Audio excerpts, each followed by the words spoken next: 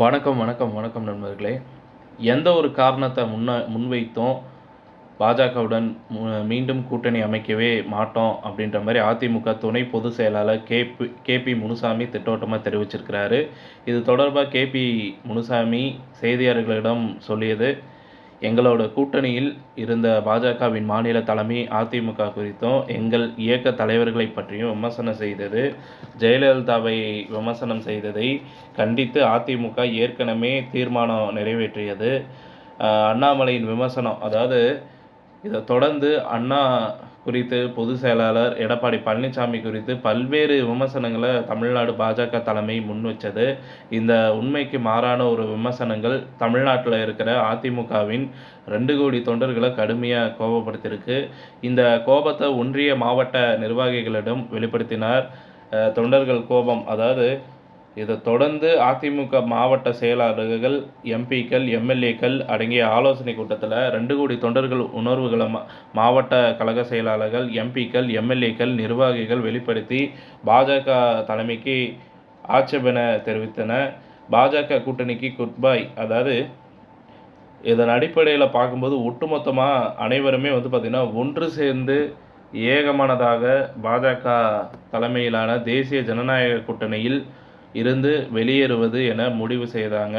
2 கோடி தொண்டர்களின் உணர்வை எங்கள் பொதுச் செயலாளர் ஏற்றுக்கொண்டு பாஜக தலைமையிலான தேசிய ஜனநாயக கூட்டணியில் இருந்து வெளியேறுவது என முடிவெடுத்ததை ஏற்றுக்கொண்டார். இதற்கான தீர்மானம் நிறைவேற்றப்பட்டு ஊடகங்களுக்கு படித்து காட்டப்பட்டது. மீண்டும் கூட்டணி என்பது திசை திருப்புவது போல இந்த விவாதங்களில் கலந்து கொள்கிற ஊடகவியலாளர்கள், மூத்த அரசியல் விமர்சகர்கள் சிலர் அதிமுக நேரம் வரும்போது மீண்டும் பாஜகவுடன் கூட்டு சேர்ந்து விடும் என மக்கள் திசை திருப்பும் முயற்சி செய்து கொண்டிருக்கிறார்கள். திமுகவுக்கு பதற்றம். அதாவது இந்த திமுக தலைவரான முதல்வர் ஸ்டாலின், அவரது மகன் உதயநிதி ஸ்டாலின் ஆகியோரும் இது நாடகம் அப்படின்ற மாதிரி சொல்கிறாங்க. பாஜக தலைமையிலான தேசிய ஜனநாயக கூட்டணியில் இருந்து வெளியேறியதால் ஏற்பட்ட பதற்றத்தின் காரணமாக உளறுகின்றாங்க. இதற்கு முடிவு கட்டத்தான் இன்னைக்கு செய்தியாளர்களை சந்தித்திருக்கிறோம். மீண்டும் பாஜக அணியில் இணையாது. ஸோ எந்த காரணத்தை கொண்டும் அதிமுக ஏற்கனவே நிறைவேற்றப்பட்ட தீர்மானத்துக்கு பாஜக தலைமையிலான தேசிய ஜனநாயக கூட்டணியில் மீண்டும் இணையாது என்பதை தெரிவித்துக் கொள்கிறோம்.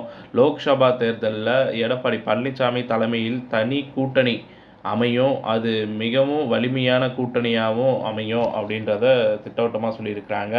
அண்ணாமலை மாற்ற சொல்லவில்லை. அதிமுக மிகப்பெரிய இயக்கம் ஒரு சிறு பிள்ளைத்தனமாக பார்த்திங்கன்னா ஒரு கட்சியின் மாநில தலைமையை மாற்ற வேண்டும் என கோரிக்கை வைக்கலை.